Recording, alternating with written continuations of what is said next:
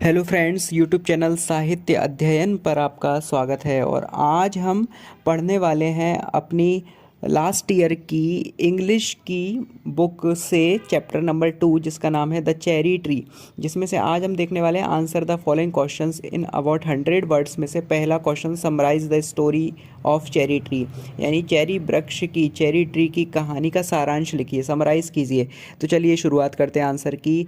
Word to word हम meaning देखेंगे, sentence to sentence देखेंगे, वर्ड टू वर्ड भी देखेंगे। चलिए शुरू करते हैं।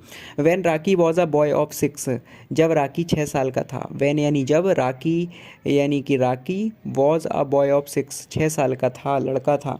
ठीक है, तो था के लिए यहाँ पे बॉय लगाया है।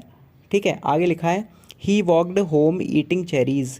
क्या लिखा है? तो वह एक दिन बाजार से खरीदी गई चेरी खाने घर चला गया। ठीक है, ही वॉकड यानी चला गया, होम यानी घर, ईटिंग यानी खाने के लिए, चेरीज़ यानी चेरियों को। तो चेरी एक फल होता है, छोटा फल, जिसको खाने के लिए वो घर गया। ठीक है, आगे लिखा है they were little sweet and little sour, यानी कि वे थोड़े मीठे और थोड़े खट्टे थे।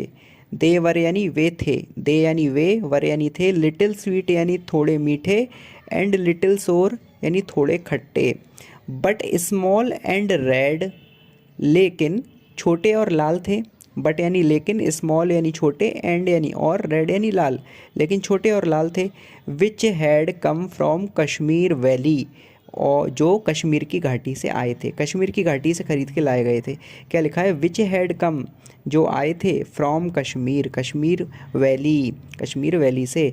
सच trees were only 3 cherries left with him, यानी कि उसके पास केवल 3 चेरी बची थी। देखिए लिखा है such trees were only 3 cherries left with him, उसके पास केवल 3 चेरी थी खाने के लिए। He gave 1 to his grandfather, he gave यानी उसने दे दी, 1 टू हिज ग्रैंड फादर, एक अपने दादाजी को। तो पूरा क्या मीनिंग निकला? उसने उसमें तीनों में से, उन तीनों में से एक अपने दादा को दे दी। He gave 1 to his grandfather and ate the remaining 2, और बची हुई 2 उसने खा ली, और शेष 2 को उसने खा लिया।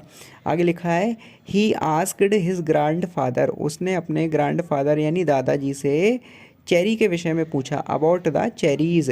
He asked his grand father about the cherries, उसने अपने दादाजी से चेरी के बारे में पूछा। तो क्या होता है आगे? His grandfather told him, उसके ग्रैंड फादर यानी दादाजी ने उससे कहा, क्या कहा? They that everything is lucky if they are planted, यानी कि अगर पौधे लगाए जाएं तो सब कुछ भाग्यशाली हो जाता है। यानी कि वे भाग्यशाली होते हैं जो पौधे लगाते हैं, क्योंकि उनसे उन्हें कुछ ना कुछ प्राप्त होता है। एवरीथिंग यानी सब कुछ, इज़ लकी, सब कुछ लकी है। इफ़ दे आर प्लांटेड, अगर उसको लगाया जाए, प्लांटेड किया जाए, रोपण किया जाए, तो बीज भी लकी बन जाते हैं, भाग्यशाली बन जाते हैं, क्योंकि वे पौधा उगा कर देते हैं।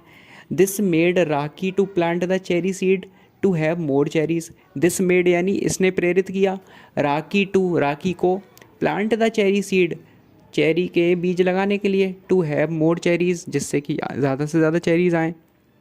ठीक है, तो इसका मीनिंग क्या निकला? जब राकी 6 साल का था तो वे एक दिन बाजार से खरीदी चेरी खाने घर चला गया।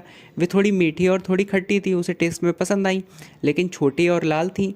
जो कश्मीर की घाटी से आए थे, ऐसे पेड़, उसके पास केवल 3 चेरी बची थी। ऐसे पेड़ों की उसने एक अपने दादा को दी, और शेष 2 को वह खुद खा गया। उसने अपने दादाजी से चेरी के बारे में पूछा। उनके दादाजी ने उससे कहा कि अगर पौधे लगाए जाएं तो सब कुछ भाग्यशाली होते हैं। इसने राकी को चेरी के बीज बोने के लिए और अधिक चेरी बनाने के लिए प्रेरित किया, जिससे वो और ज़्यादा से ज़्यादा चेरी प्राप्त कर सके। ठीक है, यही इस आंसर का मीनिंग है। वर्ड टू वर्ड देखें तो बहुत सरल सा मीनिंग है। When Rocky was a boy of 6, जब राकी 6 साल का था। He walked home eating cherries, वो घर पे चेरी खाने के लिए गया। दे वर लिटिल स्वीट, वे थोड़ी मीठी थी, एंड लिटिल सोर, और थोड़ी खट्टी थी। बट स्मॉल एंड रेड, लेकिन छोटी और लाल थी। Which had come from Kashmir valley, जो कश्मीर की घाटी से आई थी। सच ट्रीज़ वर ओनली 3 चेरीज़, ऐसे वृक्षों की केवल 3 चेरी बची थी। लेफ्ट विथ हिम यानी बची थी उसके पास। He gave 1 to his grandfather, उनमें से एक उसने अपने दादाजी को दे दी। एंड एट द रिमेनिंग 2, और बची हुई 2 खा ली। ही आस्क्ड, उसने पूछा हिज ग्रैंडफादर, अपने दादाजी से, अबाउट द चेरीज़, चेरीज़ के बारे में। हिज ग्रैंडफादर टोल्ड हिम, उसके दादाजी ने बताया, दैट एवरीथिंग इज़ लक्की, सब कुछ लक्की हो सकता है, भाग्यशाली हो सकता है, इफ़ दे आर प्लांटेड, अगर उसे पौधारोपण किया जाए, लगाया जाए। This made Rakhi to plant the cherry seed, इसने राखी को चेरी के बीज बोने के लिए प्रेरित किया, यानी कि जो चेरी उन्होंने खाई थी वो उसने बो दी। टू हैव मोर चेरीज़, जिससे और चेरीज़ उसके पास आ सके। तो देखिए बच्चों की जो भावनाएं होती हैं, बच्चों की जो जिज्ञासाएं होती हैं, बच्चे, छोटे छोटे बच्चे ऐसे काम करते रहते हैं। तो यही हमें इस कहानी में, इस कविता में बताया गया है। आगे देखिए क्या लिखा है। कहानी कविता में क्यों बोल रहा हूँ कि कविता तो है ही ये, लेकिन ये एक प्रकार की कहानी छुपी हुई है इसके अंदर। आगे बढ़ते हैं। Rakhi planted cherry seed in the ground where it was soft and yielding, यानी राखी ने चेरी के बीज को उस जमीन में बोया जहाँ वह नरम और उपज देने वाला था। देखिए लिखा है राखी प्लांटेड, राखी ने बोया, चेरी सीड, चेरी के बीजों को, इन द ग्राउंड, मैदान में, वेयर इट वॉज सॉफ्ट, जहाँ वो नरम थी, एंड यील्डिंग, यानी कि उपजाऊ थी, जहाँ की भूमि उपजाऊ और नरम थी वहाँ उसने बो दिया। One spring morning he found the plant, यानी एक बसंत की सुबह उसने पौधे को थोड़ा ऊपर की ओर बढ़ते हुए पाया। One spring morning he found the plant shooting up a little, when, little यानी थोड़ा सा, शूटिंग यानी बढ़ते हुए, when the plant was half a metre high, यानी कि जब पौधा आधा मीटर ऊंचा हो गया। When the plant was half a metre high, जब पौधा आधा मीटर ऊंचा हो गया। A goat entered the garden, एक बकरी ने गार्डन में प्रवेश किया, यानी एक बकरी जो है बगीचे में घुस आई। And ate up the leaves, और सारी पत्तियां खा गई। Ate up the leaves leaving a stem only, केवल तने को छोड़कर, यानी कि क्या मतलब है, एक जब पौधा आधा मीटर ऊंचा हुआ तो एक बकरी बगीचे में घुस आई और केवल तने को छोड़ के पौधे की सभी पत्तियों को उसने खा लिया, सब पत्ती खा गई।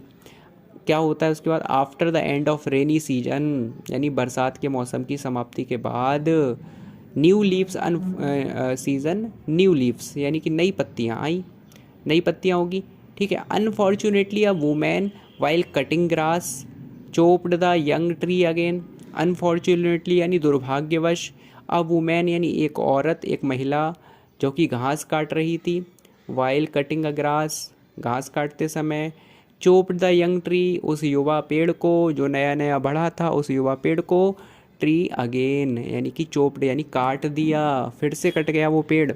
बट फॉर्चुनेटली, लेकिन भाग्यवश, इट रिमेंड हाफ, वो आधा बचा रह गया, लेकिन किस्मत से वो आधा बचा रह गया।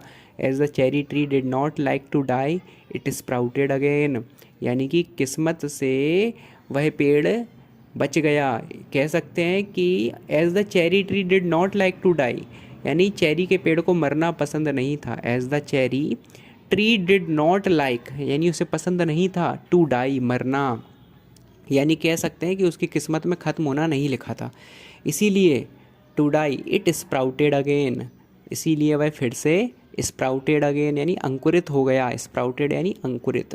तो इस प्रकार से वो मरा नहीं बल्कि फिर से अंकुरित हो गया इतनी मुश्किलों के बाद भी। पहले उसे बकरी ने खाया, फिर उसको उस घास काटने वाली महिला ने काट दिया घास के साथ, लेकिन वो पौधा था इसलिए वो महिला काट गई, उसे पता नहीं था कि ये पेड़ है, पौधा है, तो घास के साथ कट गया, लेकिन उसकी किस्मत में मरना नहीं लिखा था। तो इतनी मुश्किलों के बाद भी वो बचा रहा। अब क्या होता है, now it had many shoots, अब इसमें कई टहनियाँ आ चुकी थी।